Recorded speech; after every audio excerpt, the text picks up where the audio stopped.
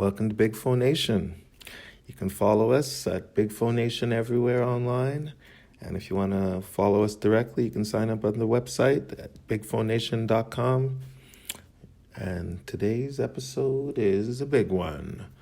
Flattery. And what is a flatterer? So, we just described what a philosopher is. Nothing super controversial there.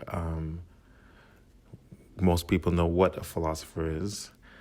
Where we get into it is where we define some as flatterers. Because there will be many philosophers that, by this standard, are flatterers. So, one sign, dead giveaway of a flatterer is anyone that takes as their credo, in terms of their worldview, we'll say, not consciously or unconsciously, the idea engraved on Georges' tomb, that no mortal has yet found a finer art than Georges to train the souls for contests of virtue. So anyone who thinks that persuasion can stand in the place of virtue or morality, this is a flatterer. This is the exaltation of rhetoric, sales, persuasion over reason. The denying of the existence of reason, the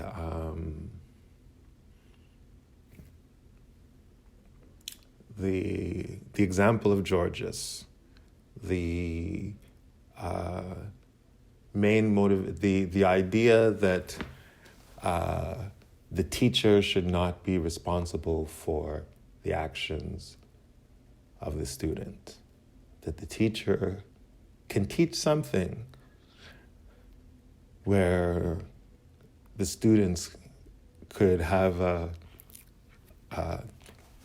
foreseeable negative response in terms of their behavior and the rest of society that would not be brought upon the teacher. So this is something that you can see a difference between Aristotle and Socrates, where Socrates drank the poison because he actually did think that he was responsible for whatever the people that he taught thought.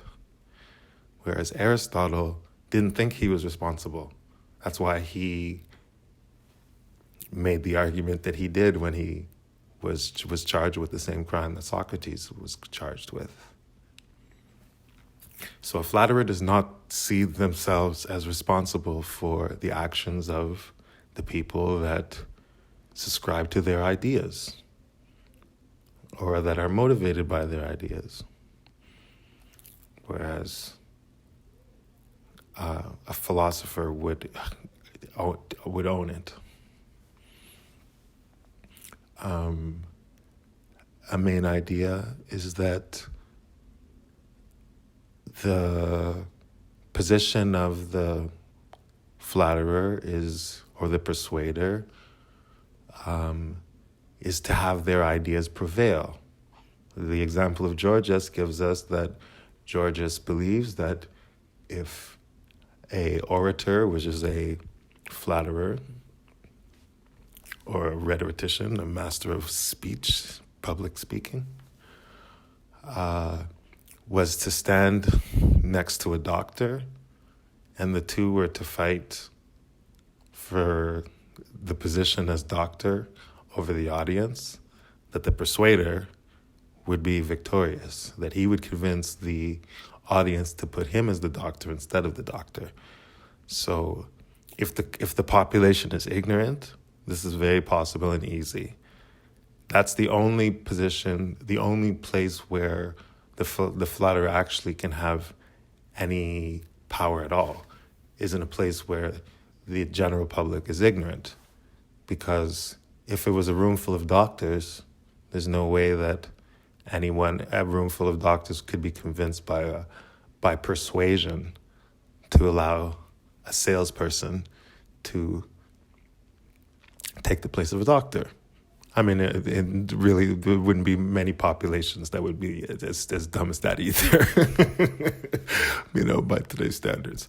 But the point is, what Georges sees as the power of the orator, the persuader, is that his ideas can be made to prevail by his choice of words, his linguistic tricks or illusions, masks, behaviors, manipulations, that these all can cause a particular idea to thrive.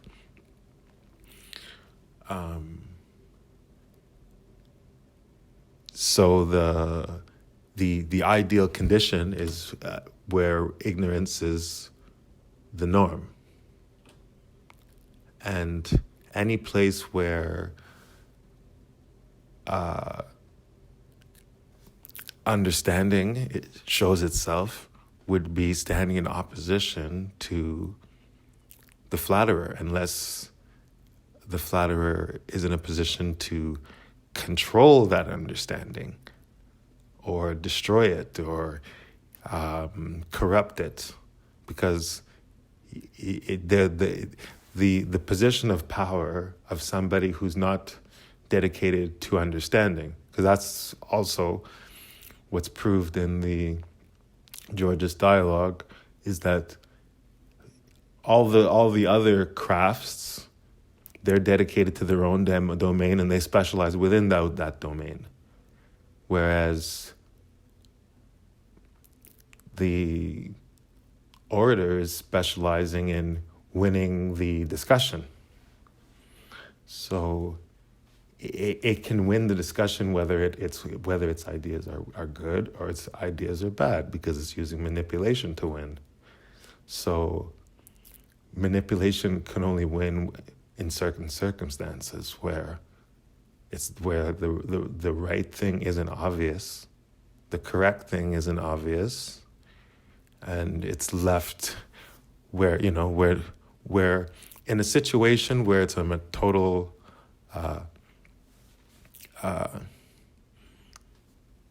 random probability, like a lottery pick, those are the situations where a flatterer would thrive. But their priorities in terms of the method is used is not, there's no consensus. This person could use it for good, that person could use it for bad. There's no connection. That would be from the perspective of a flatterer. So how can you tell? The tomb of Georges, and as well, not just that they take as their credo what was written on his tomb, that no mortal has yet found a finer art than Georges to train the soul for the contests of virtue,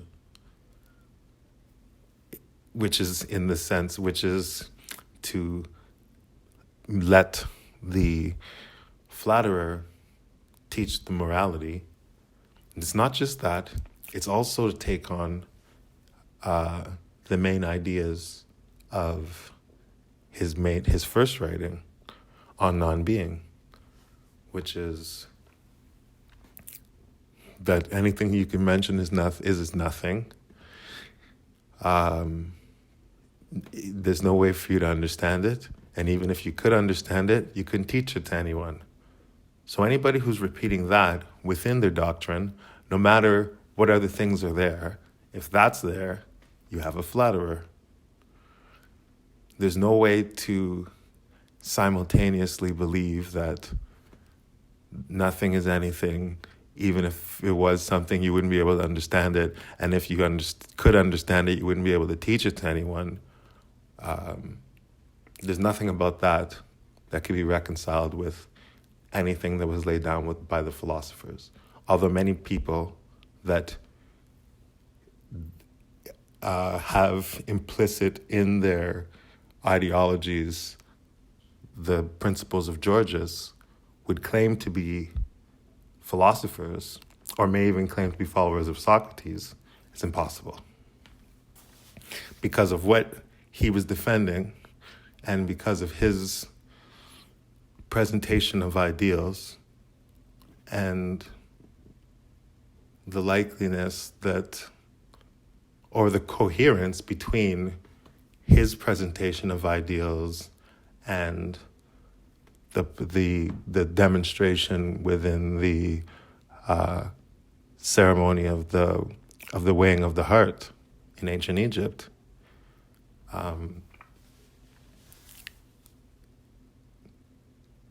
It's clear that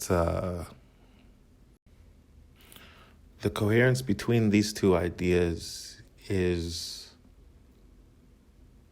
that they assume a universe that's lawful and coherent, understandable, knowable, teachable, establishable as universal everywhere.